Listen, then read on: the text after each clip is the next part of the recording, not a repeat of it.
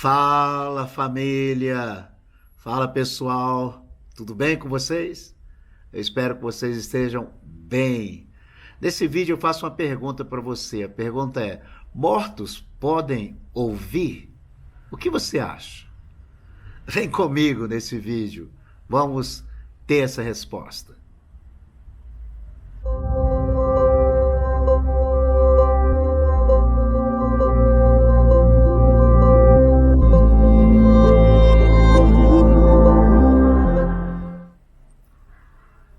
Bem, gente, esta é uma boa pergunta, não é verdade? Naturalmente, sabemos que mortos não podem ouvir. Você imaginou a gente chegar, ou você chegar em um cemitério e chegar nas sepulturas conversando com os mortos? Claro que eles não vão ouvir. Ali só estão ossos, né? Eles não estão ali. Mas a Bíblia tem um versículo intrigante, um versículo interessante. Esse versículo está em João, capítulo 5, versículo 25, que diz assim, eu vou ler para vocês aqui. Diz assim, eu lhes afirmo que está chegando a hora em que já chegou, em que os mortos ouvirão a voz do Filho de Deus e aqueles que ouvirem viverão. Interessante, né? Aqui a Bíblia está afirmando que mortos podem ouvir a voz de Deus. Talvez você pense assim, eu já li isso na Bíblia, já ouvi falar sobre isso, que mortos ouvirão a voz de Deus e ressuscitarão no último dia. Isso é verdade. Inclusive tem outro versículo nesse mesmo capítulo que fala isso, né? Mas esse versículo aqui não está se referindo a esse tipo de morto, né? Está se referindo a outro tipo de morto.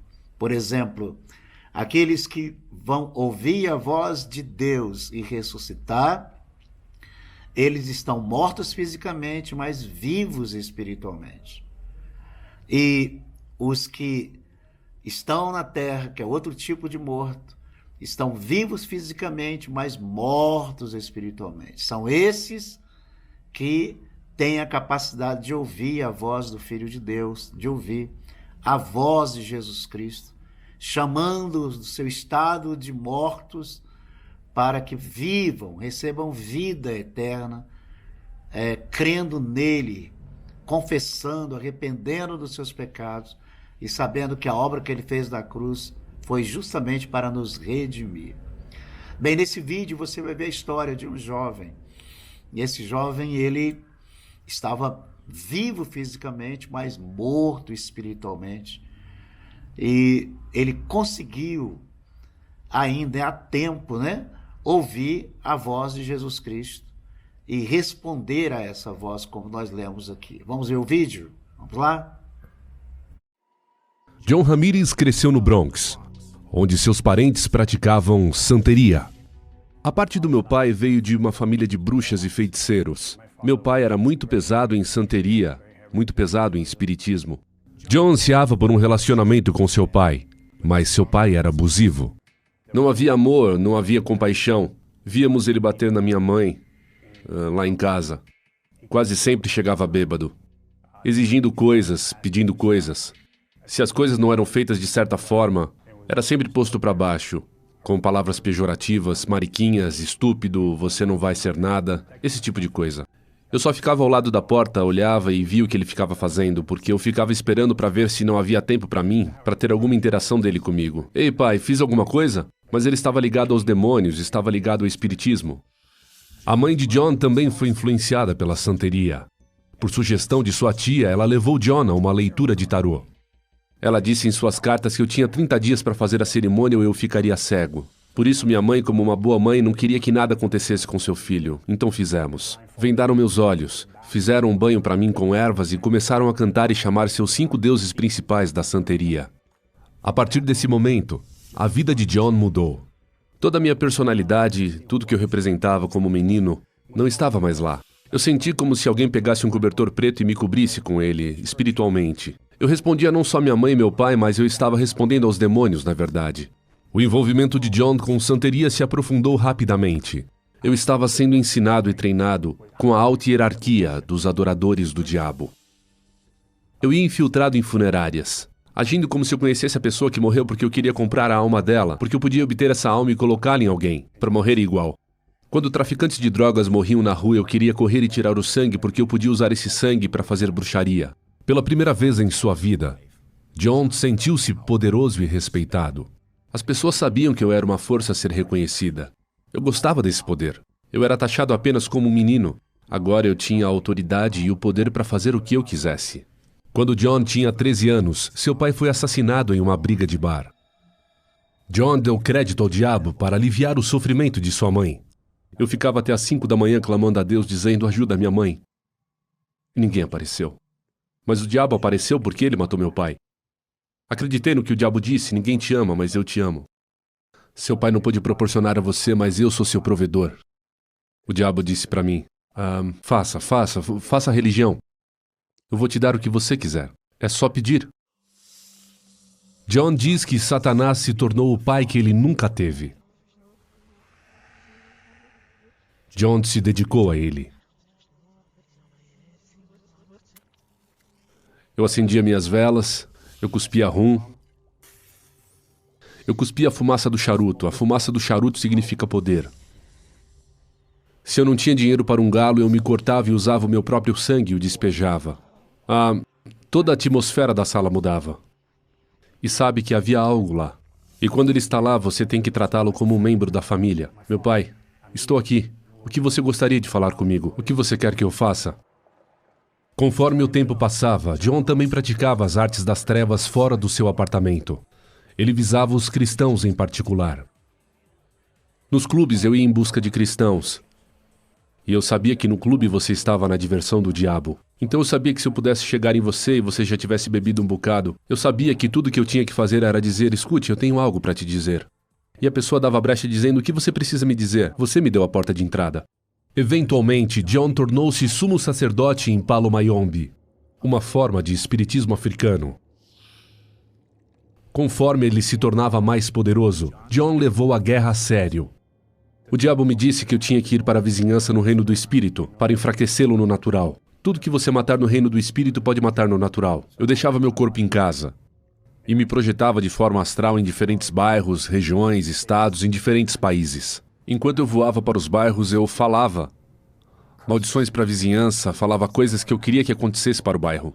Às vezes eu entrava em um bairro e podia ver esse grupo de pessoas no reino do espírito na esquina orando, de mãos dadas, cabeças inclinadas, orando acima de uma tempestade.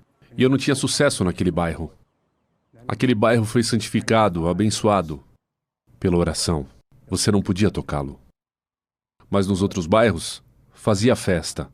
Naquela época, John conheceu uma garota que lhe intrigou. Eu disse: bem, sabe, eu poderia sair com ela. Ela é bonita e me chamou para a igreja.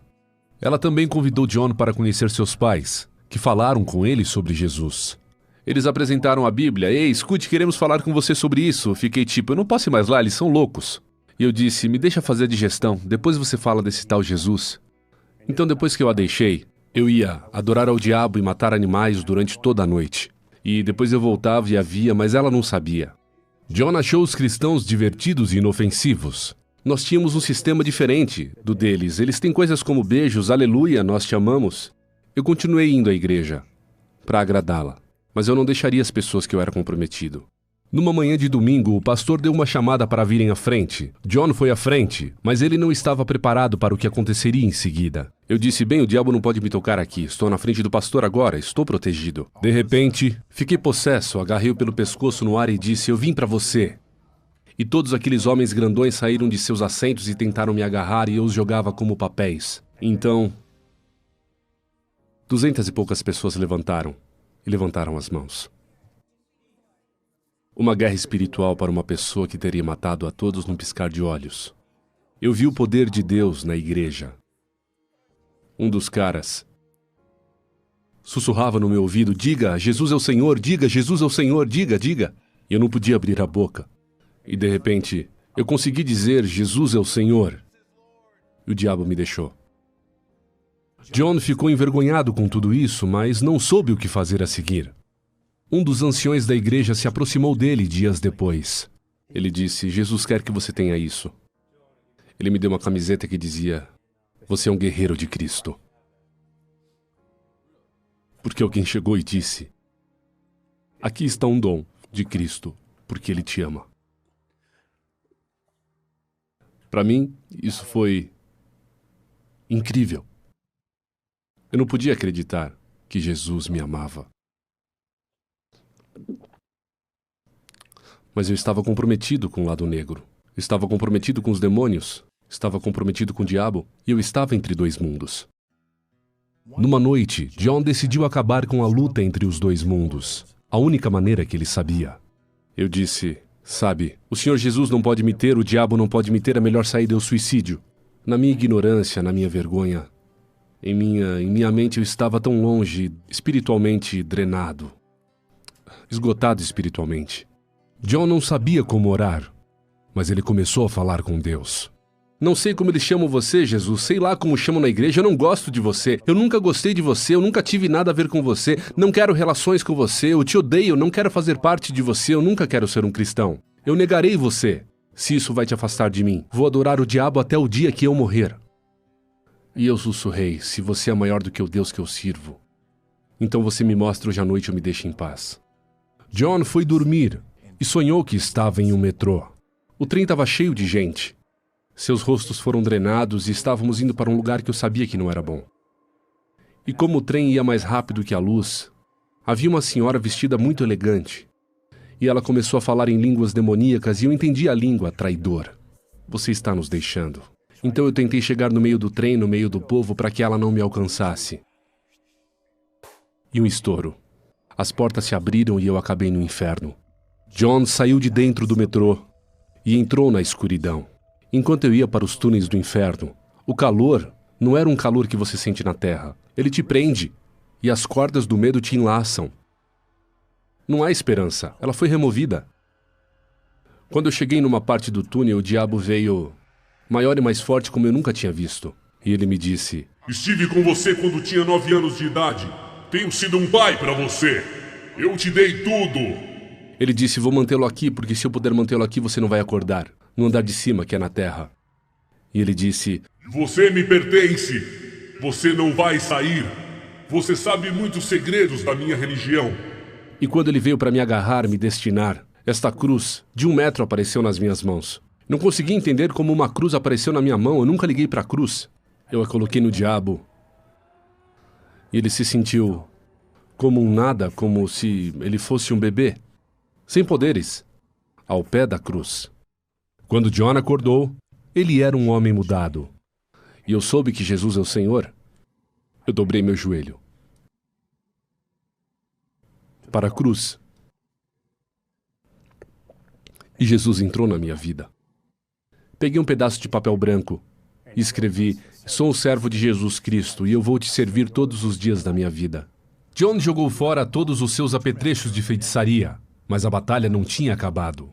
Ele ficou sob ataque espiritual todas as noites pelos próximos meses. À noite, eu senti uma presença entrar no quarto.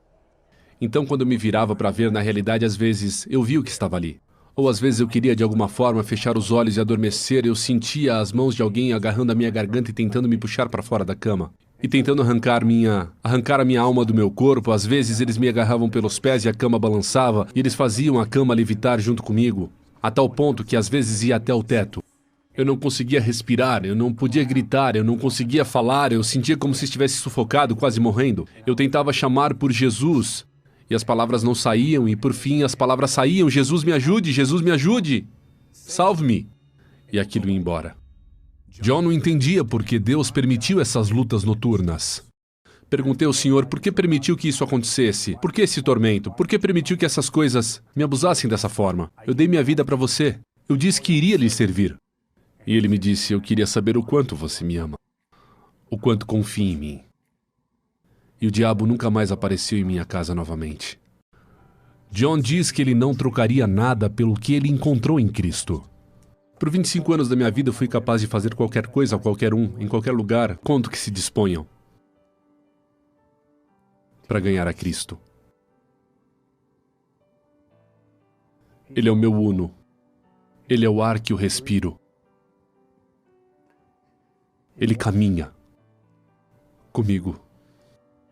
Eu posso ouvir o som de sua voz no meu ouvido. Hoje, John compartilha o Evangelho com todos que puder. Ele escreveu um livro sobre suas experiências chamado Fora do Caldeirão do Diabo. Eu tenho sido vitorioso em Cristo, eu tenho paz, não sou mais vazio. Tenho satisfação, eu tenho um propósito, eu tenho um destino hoje. E tudo porque eu disse sim para a cruz. Agora eu sou um evangelista para o reino da luz. Não há mais um evangelista para o lado negro. Eu exponho o lado negro cada vez que o Senhor me dá uma chance. Porque você não tem que morrer pelos seus pecados. Você não tem que derramar sangue, como no Palo Mayombe. Jesus derramou sangue por você. Esse é o sangue que conta, o único da cruz. E aí, o que vocês acharam? Né? Que estado terrível que esse jovem se encontrava, não é verdade? Talvez você possa pensar assim, mas eu não sou bruxo, eu não sou feiticeiro como ele, eu não sirvo a Satanás, eu não fiz pacto de sangue com os demônios. Então, por eu não ser assim, eu não estou morto. Isso é verdade. Talvez você não fez isso. E quantas pessoas não fazem isso, não é verdade? Mas todos que nasceram nessa terra, todo ser humano que nasceram nessa terra, só tem uma vida, que é a vida física, né? Estão mortos em seus pecados, afastados de Deus espiritualmente. E são esses mortos, independente da situação que se encontra, na religião, na crença, em qualquer situação, em qualquer circunstância, que tem a capacidade de ouvir a voz de Jesus Cristo, do Filho de Deus, chamando para receberem vida eterna que somente Jesus Cristo pode dar. Talvez você seja um desses, e Deus permitiu que você visse esse vídeo até o final, e você chegou aqui nesse final, e você conseguiu ouvir a voz do Filho de Deus, de Jesus Cristo, através desse vídeo. Que bom, isso é maravilhoso, porque a partir de agora, se você de fato ouviu, você não somente tem vida física, mas também vida espiritual. Deixou de estar morto espiritualmente. Bem, gente, se você gostou desse vídeo, dá o seu like. Se você não é inscrito, se inscreva no canal e escreva embaixo aí na notificação sua experiência de quando que você ouviu a voz do Filho de Deus se chamando para receber vida eterna e você deu ouvidos a essa voz. Também, se esse vídeo foi importante para você, compartilhe com outras pessoas que precisam também ouvir a voz de Deus. Deus abençoe e até o próximo vídeo, se Deus quiser.